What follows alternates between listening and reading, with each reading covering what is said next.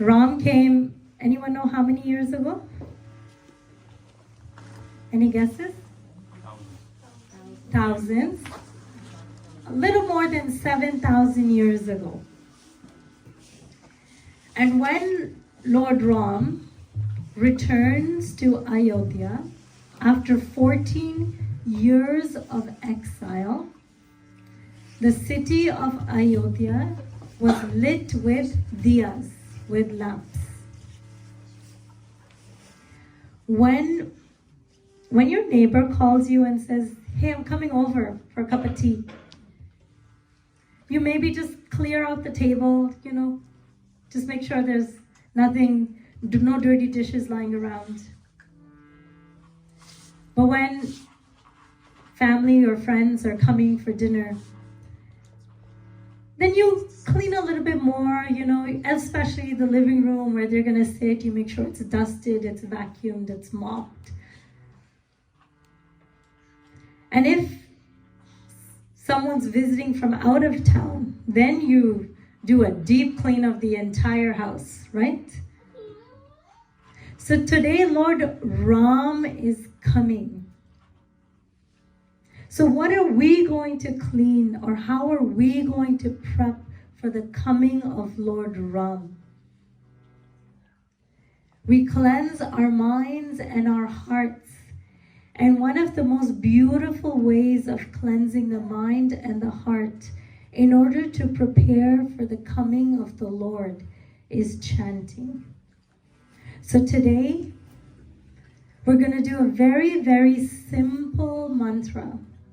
So everyone who wants Lord Ram to bless them today, who wants Lord Ram to come and sit within their hearts, you have to sing along.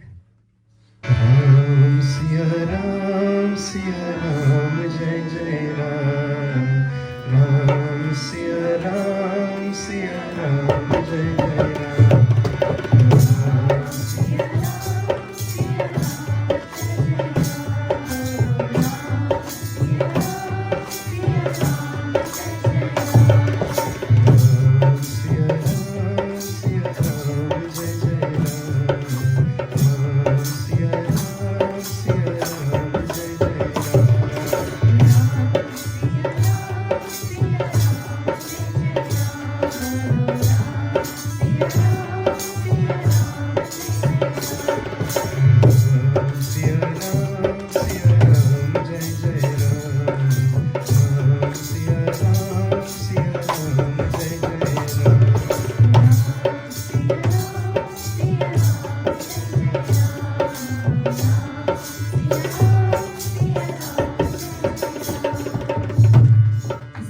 Everyone singing, but maybe we'll work on it. So these diyas that are lit, not these particular ones because they're electric, but diyas that are lit are usually lit with ghee and cotton wicks. But they burn out after some time. On this day, at every Gurdwara, they sing this Shabad Diwali Ki Raat, where Bhai Gurdas Ji explains that these diyas will burn for a few hours and extinguish. The stars come out in the sky, but as soon as the sun rises, the star's light is also diminished. He says flowers bloom for a certain amount of time, but then they wither away. He says, but a Gurmukh, one who has attained the shelter of a Guru, they don't attach themselves to these momentary things, but they connect to that light that sits within them, that is not extinguished after a few hours, but that light which is eternal, which is everlasting. Even in the Ramcharitmanas, it says, Ram Bhakti Chinta Mani Sundar, Base Garud Jake Ur Antar, परम प्रकाश रूप दिन राति नहीं चाहिए कछु दिया घृत बाती.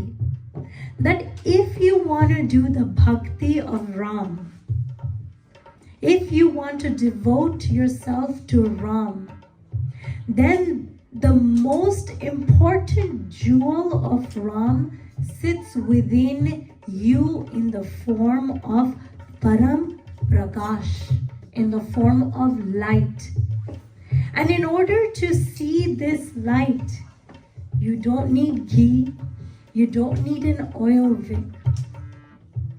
But this light is awakened within when we receive the shelter of a Sat Guru. One who comes to awaken our third eye and shows us the light of the soul within. I'm sure all of us are familiar with the main story around Diwali. So today I want to do something different. I want to touch on certain examples that might help us on a journey, on our journey as a seeker, as a devotee. The first person I want to talk about is Angad. Anyone know who Angad was? Not very famous, but yes, Bali's son. Bali was a king who was slain by Lord Ram, and the kingdom was given to his brother Sugriv. When this happens, Angad is dejected. He feels lost. He feels like he has no direction, no purpose in life. He wouldn't leave his room for days at a time. In today's day and age, what we would refer to as a state of depression. And I'll share with you another example, another story of Angad that comes in the Ramayana. Angad goes to Lanka and he challenges Ravan. He puts his foot down and says, if you can move my foot from here, Ram will return back with his army and will not fight a war. There were great warriors in the court of Ravan. Ravan himself was a great warrior. But no one had the power, had the capacity to move Angad's foot by even a millimeter. Such was the strength of Angad's will. So what happened? Angad went from a dejected, depressed individual to someone with such strong willpower, where someone could not even move his foot. And for all the youngins who think spirituality is not for me, this is not the time. Listen really carefully. Because the generation today is the one that struggles with mental health the most. When Angad felt depressed, dejected, and lost, Sri Ram awakened within him that light of Brahm Gyan. He explained to Angad that this physical body is transient. Your father came in this body and left, but his true essence, that soul, never dies. It just goes from one journey to the next. But this is the truth of life, that we're not going to be here forever, that everything we see with these two eyes is momentary. But within you, Angad, sits something that is eternal, something that is everlasting. And that is your soul. Your soul that's on this journey to merge back with the Supreme. When he is blessed with Brahm Gyan, his third eye is awakened and he sees this light of God within. As he connects to this light, he finds his will. In Sanskrit, willpower is called Atma Bal, the strength of your soul. So as he connects with his soul, it increases his willpower to such an extent that it has no limit. Because brothers and sisters, like the Bible says, we are all made in the image of God. So we have that much strength, that much power, that much potential as God himself. We're just ignorant to it. So for all those individuals who want to rid this darkness within, who wants to awaken this light within, sing along. Ram Siya Ram, Siya Ram, Jai Jai Ram. Ram Siya Ram, Siya Ram, Jai Jai Ram.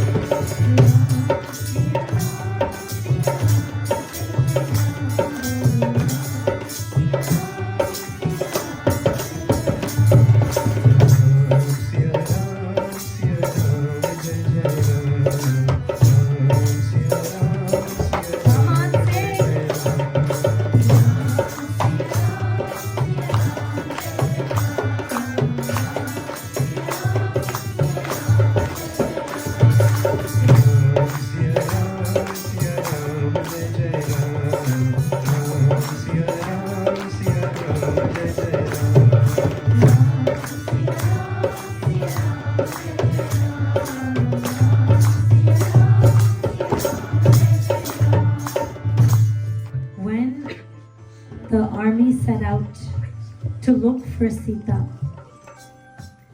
There were groups that went in all different directions looking for Mother Sita. And they spent day and night looking in every direction.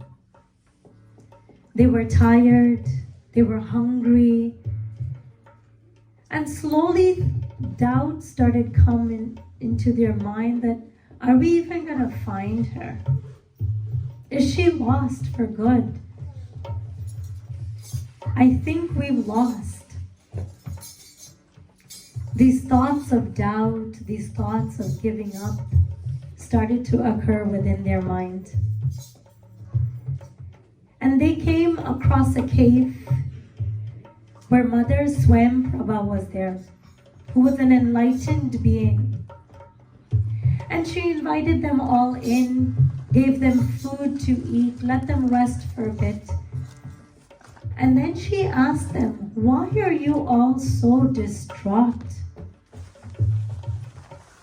And they say, it's been 1 month. We have been looking for Mother Sita, and we have looked in all directions. But I think we've lost. We're unsuccessful. I don't think we're going to be able to find her anymore. So Mother Swayamprabha says to them that you have opened your eyes and you've looked everywhere, right? They're like, yeah, in every direction. So she goes, maybe it's time to close your eyes and look within. They all closed their eyes. They were initiated in Brahm Gyan. And as they meditated, they found the answer that Sita was across the ocean at Lanka. She wasn't even in the land that they were looking. Often we have turmoil in our lives, and we look in every direction for a solution. We reach out to friends, to family, to experts, in every which direction. But our scriptures say the answer to every situation, the answer to every turmoil lies within. At the surface of the ocean, the waves are high, they're loud, they make so much noise. But for those who want to seek the pearls, they have to dive deep, go past the noise, and go deeper within to where the stillness is to find the pearls. Brothers and sisters, the same holds true for us. If we're looking for answers, because each one of us have our own journey. So there are no answers in black or white. But Brahm Gyan awakens you to your personal guide, to your personal GPS that you can tap into whenever you want. Whenever you're looking for a solution, dive within the depth of your soul to find the answers. So for all those who are looking for answers, sing along. Ram Siya Ram, Jai Jai Ram. Ram Siya Ram, Jai Jai Ram.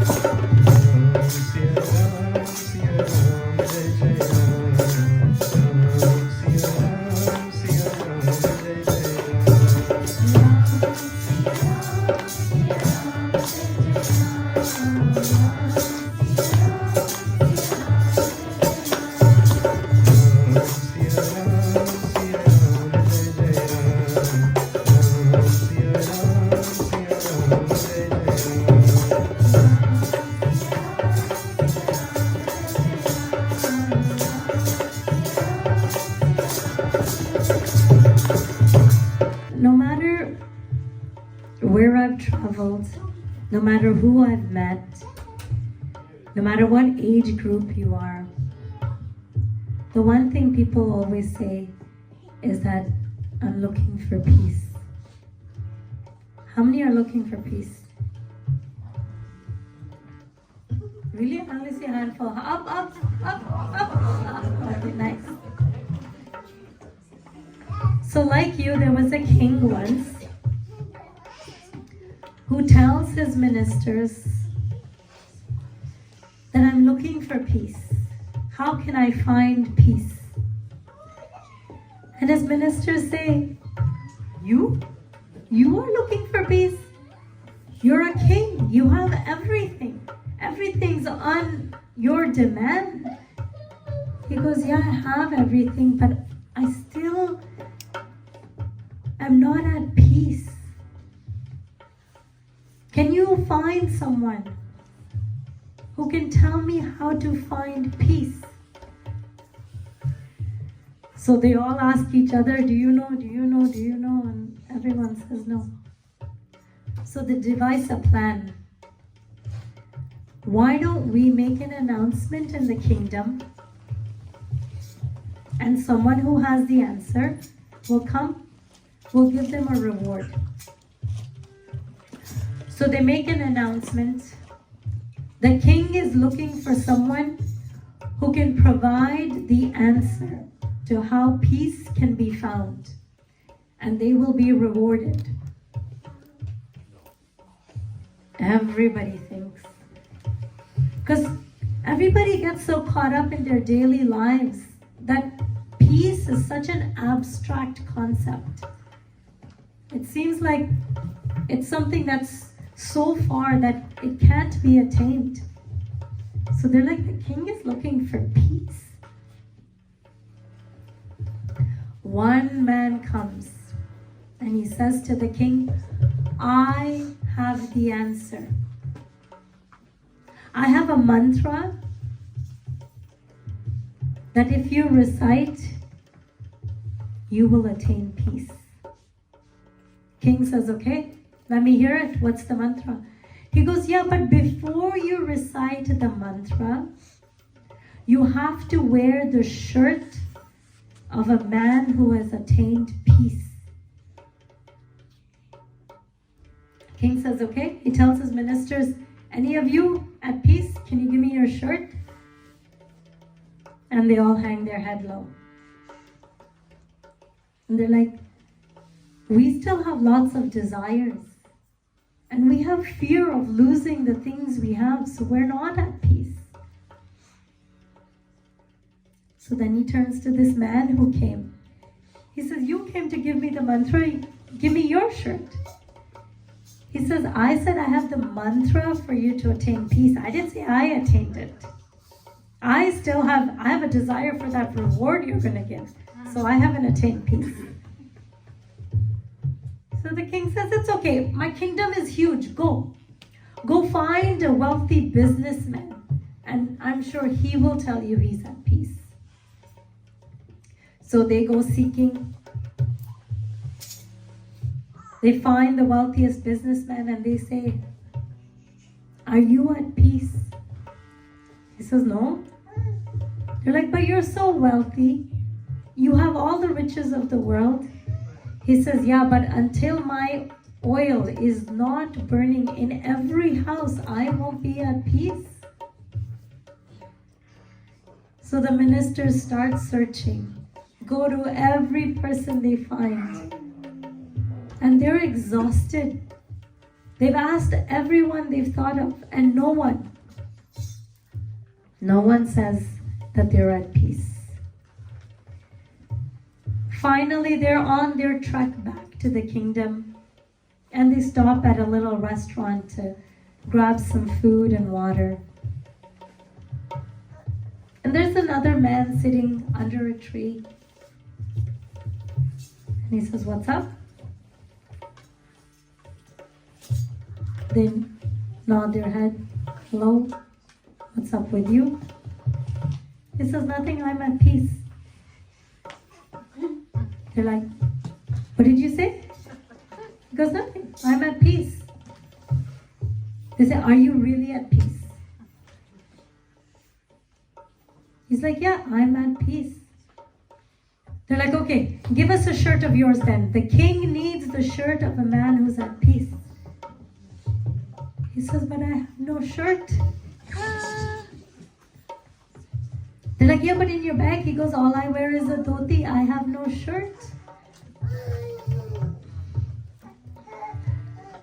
Going to say that we seek happiness, we seek peace in possessions. We spend our entire lives trying to gather things, trying to build a status for ourselves, trying to build a name for ourselves. But the truth is that peace is not in any of these transient things. Scriptures say, Trishna vant jag mein dukhi aatho pair kangal, jin paya santok dan sojan mala mal. That those who seek in this world, they still are like beggars.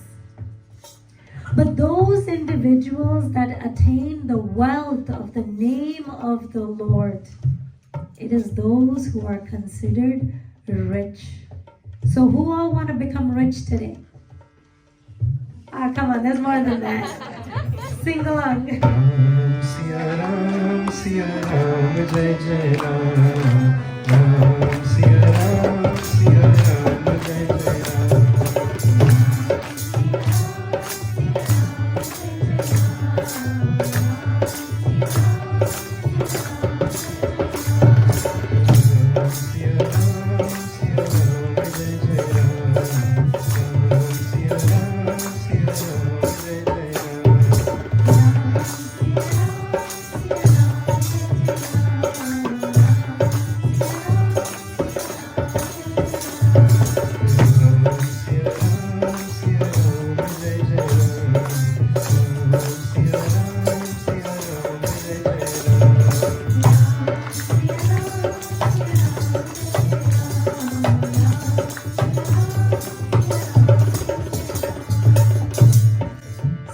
talk about Ram, there's one person we cannot forget.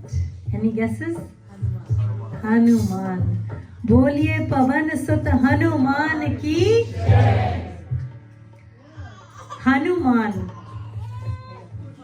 When the army found out that Lanka is where Sita is, they're all at the edge of the land, and this Indian Ocean is what they have to cross.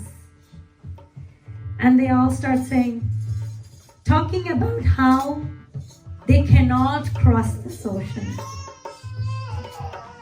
If I try to go, I'll only go 4 steps. If I try to go, I might make it across, but I won't be back. And they're all surrounded with these negative thoughts. Usually, as children are growing up, we do the same. Don't do this, you're gonna get hurt. Don't jump off the couch, you'll break a leg.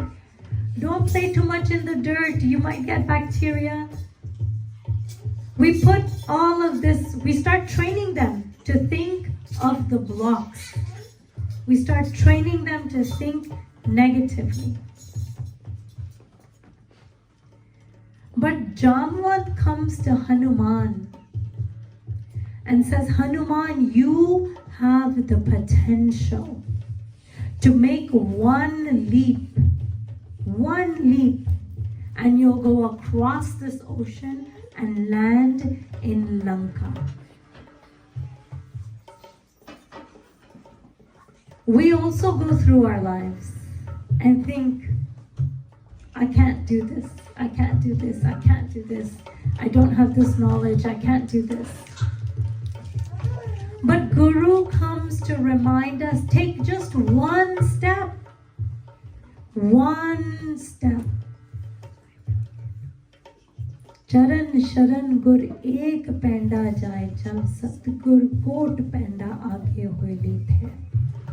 That if you take one step towards Guru, he'll take 1,000 steps towards you. Guru comes to awaken us to this potential that lies dormant within us. When Hanuman was reminded of this potential by Jamwant, he took one leap and ended up in Lanka. Today, Sri Ashutosh Marji has come to remind us of this same potential that sits within us. Through the technique of Brahmyan, he awakens this truth within us, awakens this light within us to remove, to burn away the negative thought process. And Hanuman, one day, covers himself in sindoor. Sindoor is tikka, where women wear a little mark here. And it signifies a married woman. So he covers himself in sindoor and comes to Lord Ram. Lord Ram asks Hanuman, what are you doing? He says, women who found their husband, they put this on. I have found my soulmate, so I've covered myself in this sindoor and come. Ram says, okay. But married women, they only put a little bit on their forehead. That's it. Why have you covered your whole body in this? He says, they put a limited amount of sindoor because their husbands are limited. But my husband, my soulmate is unlimited, so I put an unlimited amount of sindoor on him. Hanuman had only one desire in his life, one desire. He just wanted to please his Lord Ram. When we start on this path, on this journey, as we continue to connect with our soul, slowly you'll start to see that these transient desires fall off. Things that you might have thought maybe few years ago that I want to attain this in my life, you think, I don't care for it anymore. It is then that you know that you're making progress on your spiritual journey. So for all those who want to only have one desire, to please their Guru, to please the Lord, what are you going to do? Ram Siya Ram, Siya Ram, Jai Jai Ram. Ram Siya Ram, Siya Ram, Jai Jai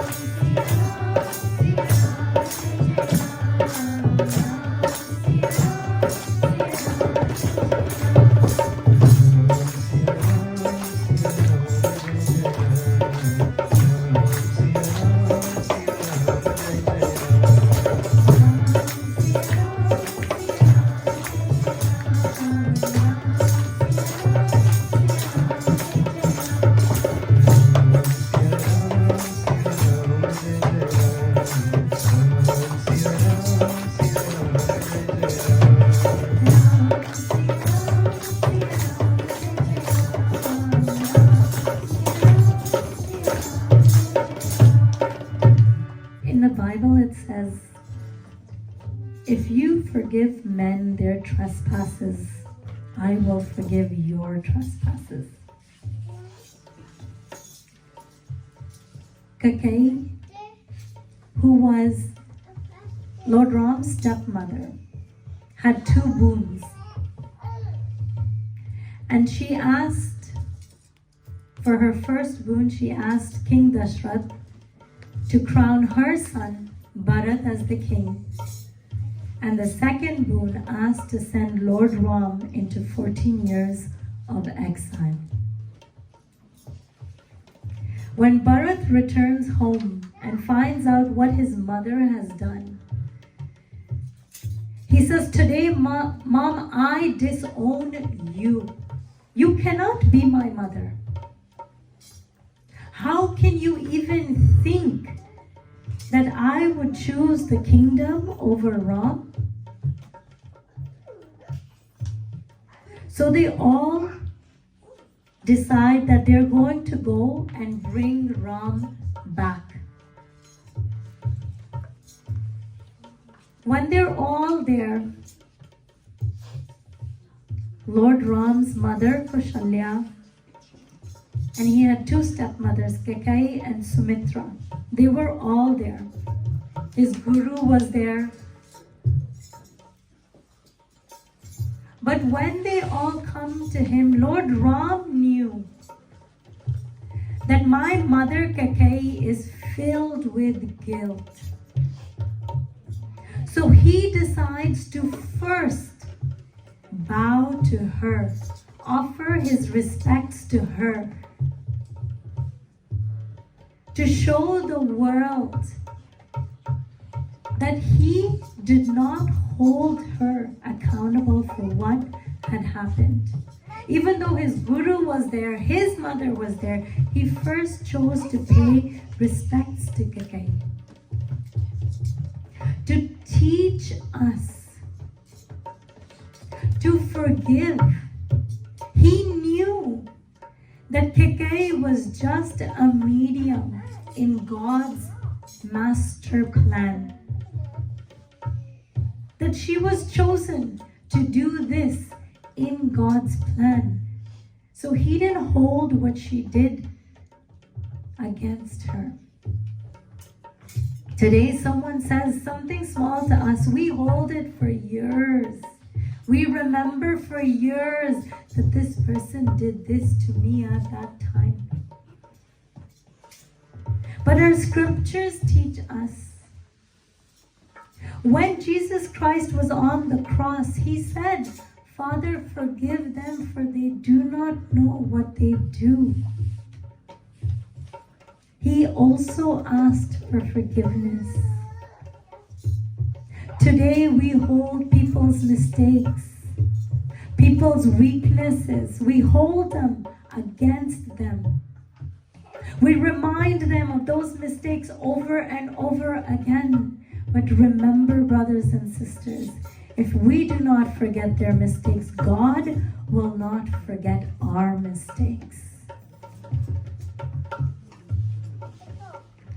So for those who want to today, truly, from deep within their heart, forgive everyone who has done them wrong, who want to lose this tightness that they hold on to. If you want to lose this tightness from your heart, then sing along.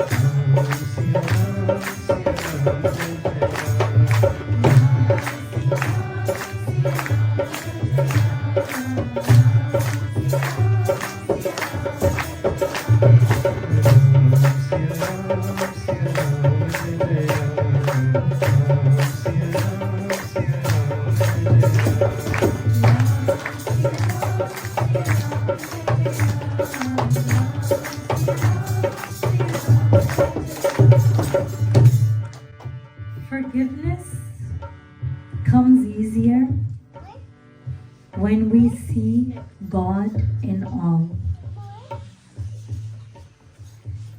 There was one lady who waited for Lord Ram for many, many years because her guru told her that one day Lord Ram will come. Anyone know who? Shabri. Good. Guys have good general knowledge. So I'm going to give you a backstory of Shabri. Shabri was a young girl, belonged to a very low caste. And one day, she starts to see that in their yard, over the course of a few days, sheep were being gathered, goats were being gathered. So she turns one night to her mother and says, "Ma, what is happening? Why are these sheep and goats being gathered?" She was happy because she was playing with them. But her mother says to her, Shabri, that in a few days you will be married. She says, "Mom, what is marriage?" She says, "You will be married, you will be given, your hand will be given into the hand of someone else, and then you have to leave this home and serve him. That will be your house for the rest of your life." She says, "Okay." And her mother says, "Everyone does this. Everyone, when they come of age, they get married and they go to their houses." She says, "Okay, but what does it have to do with these sheep and goat?" And her mother says, "Well, on the day of your wedding, there will be lots of guests. So these sheep and goat are going to be sacrificed and served to all of these guests because it was considered that you are respected. You have respected your guests if you serve them meat."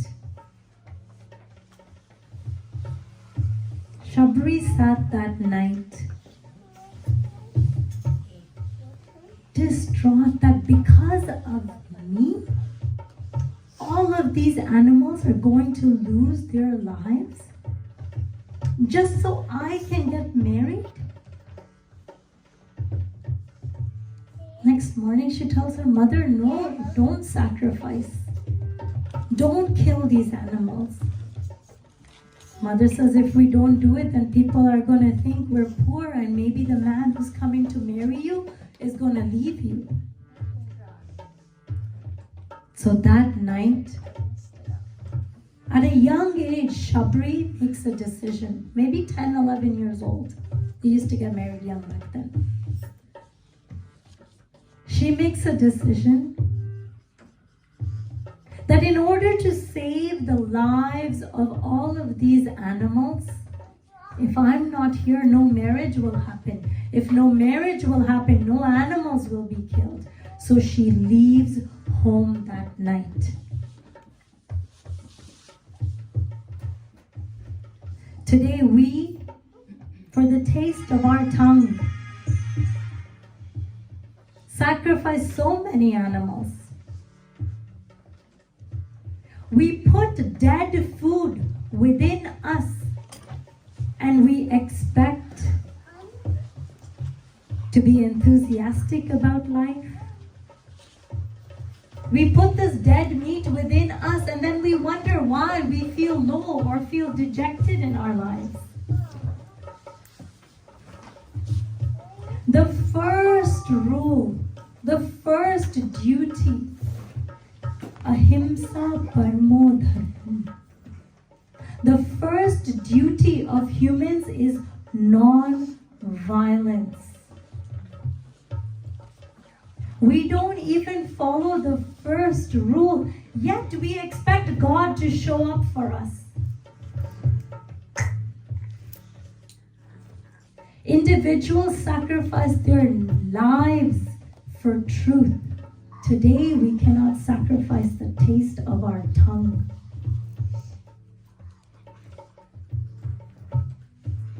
Animals, when they're killed, they have anger or fear within them. Those emotions are transferred within us, and today we wonder why there are arguments and fights and more divorces and more broken families.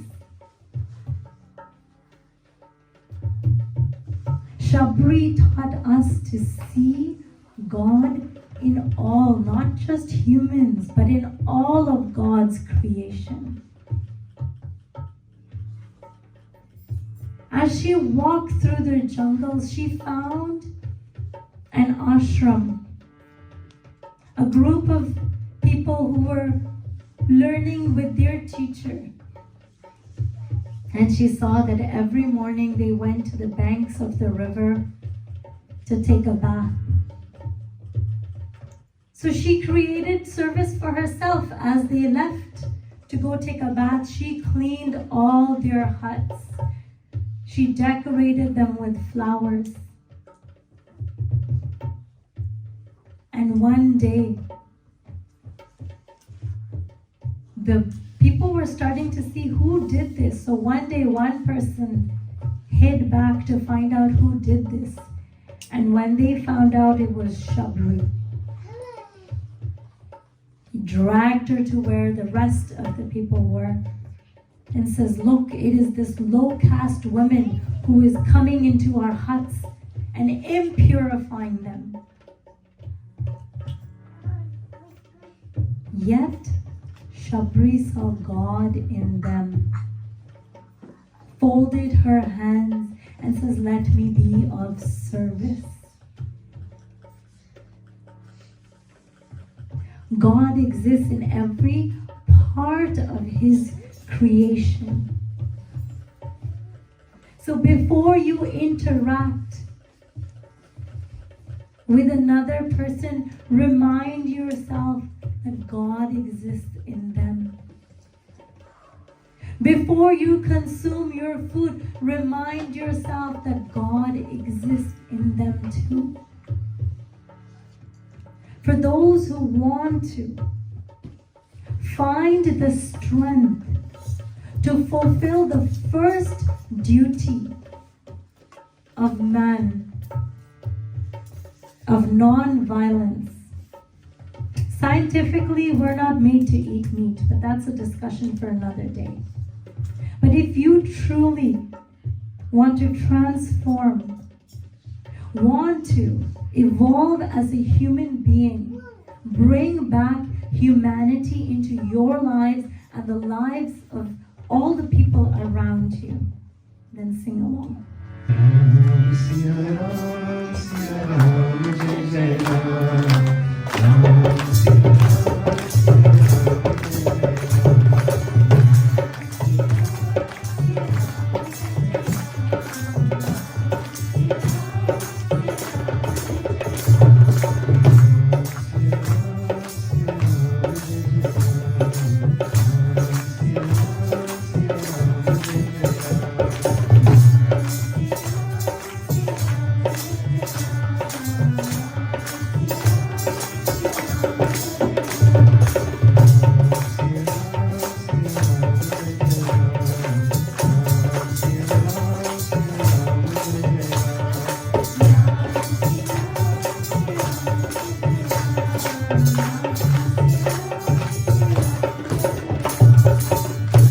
Along with Mother Sita, there was one other person who accompanied Ram to exile.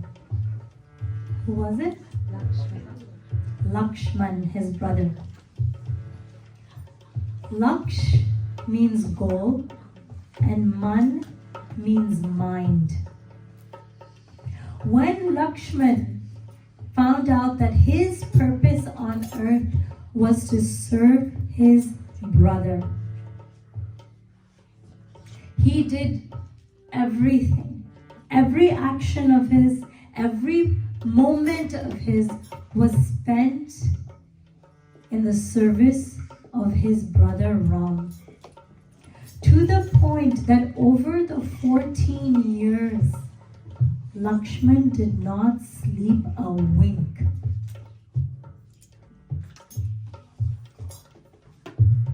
Did not sleep for even a moment because he was dedicated to his brother Ram.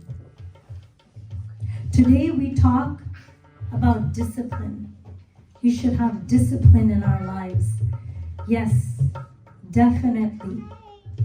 But if you are an individual that chooses not to be a mediocre individual, if you want to make a difference in this world,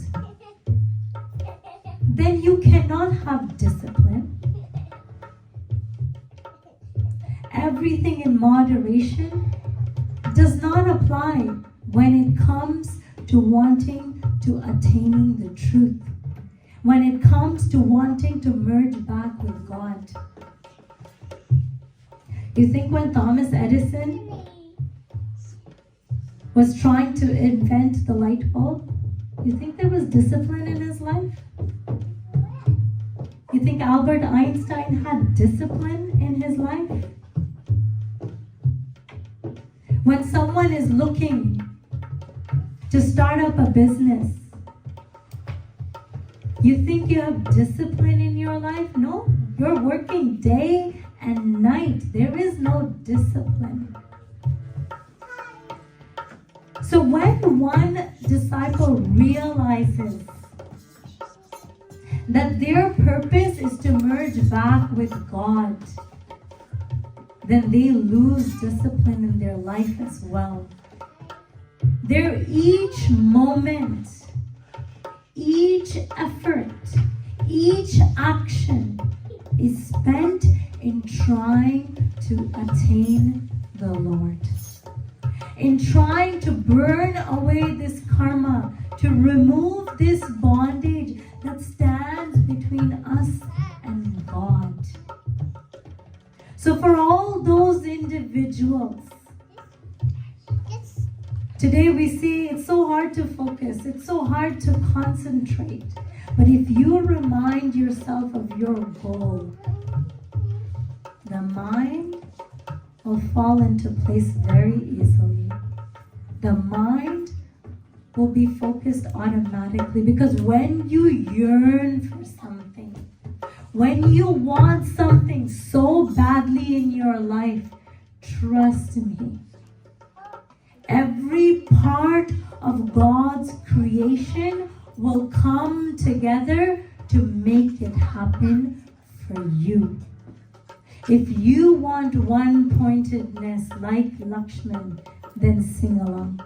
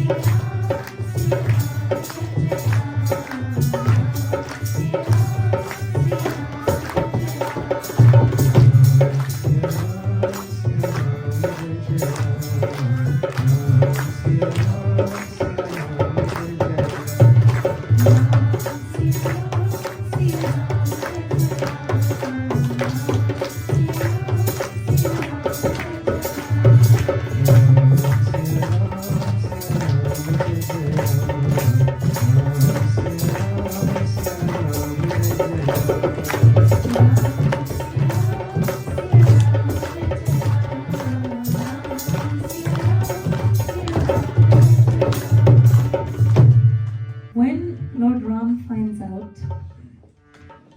that Bharat is coming to ask him to return back, he tells Mother Earth, become soft, remove your thorns, because my Bharat is coming. And Mother Earth says, sure, Lord Ram, I will do that, but you walk this path. Bharat is such a great warrior. Why can't he walk this path? Is he that soul? Is he that weak? Lord Ram says no. But when he walks this path and he realizes that I walked this path of thorns, the pain and the grief he is going to feel, that because of him, his Lord Ram had to walk this path, would know no end. So remove your thorns, because such was the depth of Bharat's love. When Bharat comes to Lord Ram says, go Bharat, rule the kingdom. Bharat says no. Think of this. Today a brother is fighting with a brother for property, for land, for possessions.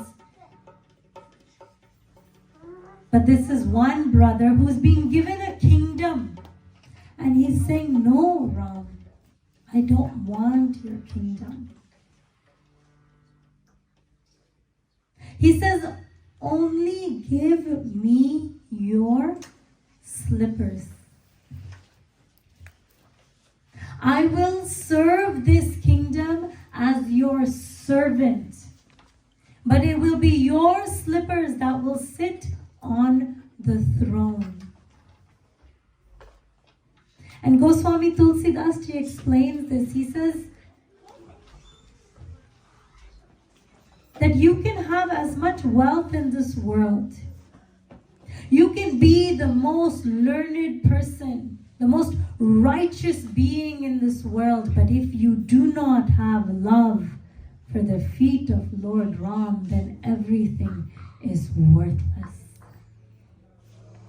He says you can be a great warrior. You could be well respected. You could have a beautiful wife. But if you do not have love for the feet of Lord Ram, then everything is worthless. Bharat teaches us sacrifice. When we light this diya, the oil and the wick, they both burn themselves in order to give us light. Such is the path of a devotee who sacrifices their desires, sacrifices their time, who does tapasya, penance, so that this light that Guru has lit within them shines bright and lights up the lives of all the people around them. Brihaspati Ji says that when everyone was walking through the jungle, everyone was chanting Ram, Ram, Ram. But you know whose name Ram was chanting? Bharat, Bharat, Bharat. They are the epitome of love. Someone asked Goswami Tulsidas Ji that if Bharat was not in the story, what difference would it make? He says, how would people learn sacrifice, surrender, and love? Because Bharat was the embodiment of this. Shri Ashutosh Maharaj has blessed many of us sitting here today with this gift of Brahm Gyan, with the hope that one day we will sacrifice our time and spend it in connection with this light. That we would make a conscious effort to let this flame shine bright within us so that it lightens up the lives of everyone who crosses paths with us. And not a select few, but he had this hope for each and every individual that he blessed with Brahm Gyan. But ask yourself, are you doing it justice?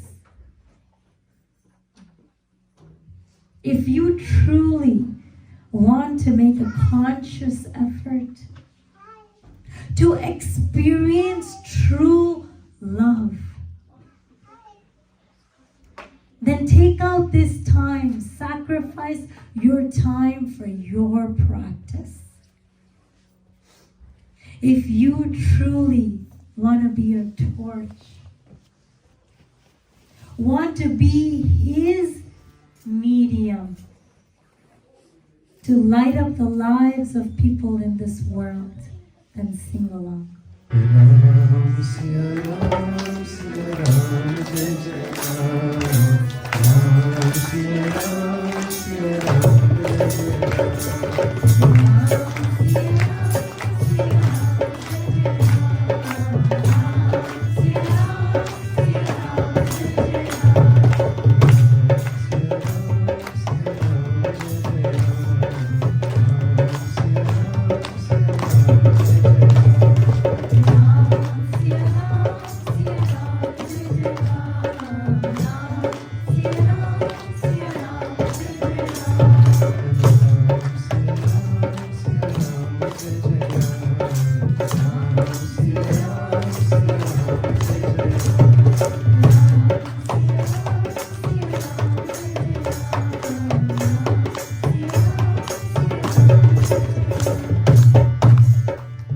So brothers and sisters, Diwali is not just gathering with friends and family, wearing beautiful clothes, eating lots of sweets, lighting diyas.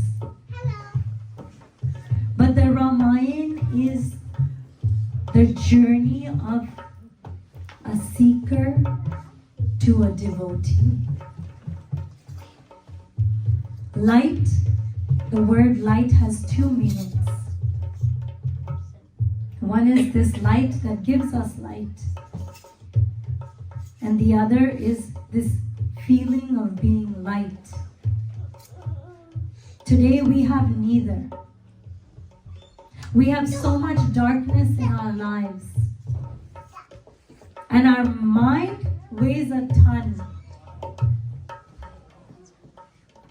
But from time to time, Lord Ram told the people of Ayodhya at that time that you're celebrating my physical coming, but I want you to connect to that light that sits within, that light that never distinguishes, that light that can never be put out. Connect to that light within. Let Lord Ram come and sit within your hearts forever.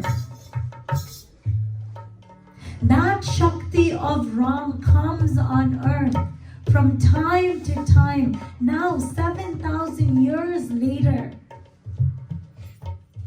this tradition is still held alive, but the essence of the tradition is lost.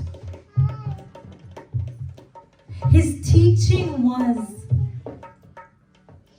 to find that Guru, to find that Ram of today who can awaken this third eye, who can awaken the light of the soul within you and rid you of your darkness, who can enable you to mentally feel light as well. Because as you connect with this soul, you remove the bondage, you remove these layers that you have put on yourself. You remove them one by one and feel light as well.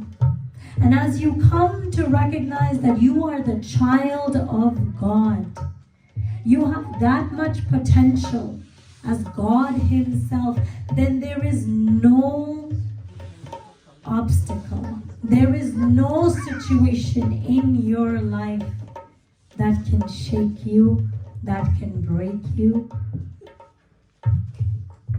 But you will have the strength and the wisdom to face each one of those situations. The wisdom to know what to do in each one of those situations. And as you travel this journey of life, you'll come to recognize that the purpose of your soul, of why you are here today, is to merge back with that Supreme. Put an end to the suffering once and for all and connect back. Find your soulmate, that husband that is not limited. So brothers and sisters, for those who have Brahm Gyan, this Diwali, light such a diya within you that will never be put out. Every day, put your oil of practice in this diya. Spend your time in practicing this technique that Guru has given you. And never let this diya be put out. And for those individuals who have yet not seen this Ram within,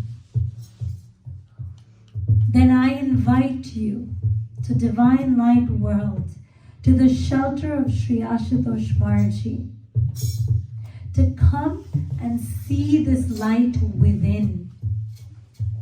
That bhakti that Ram talked about, that is in the form of Param Prakash, come and ignite that light within.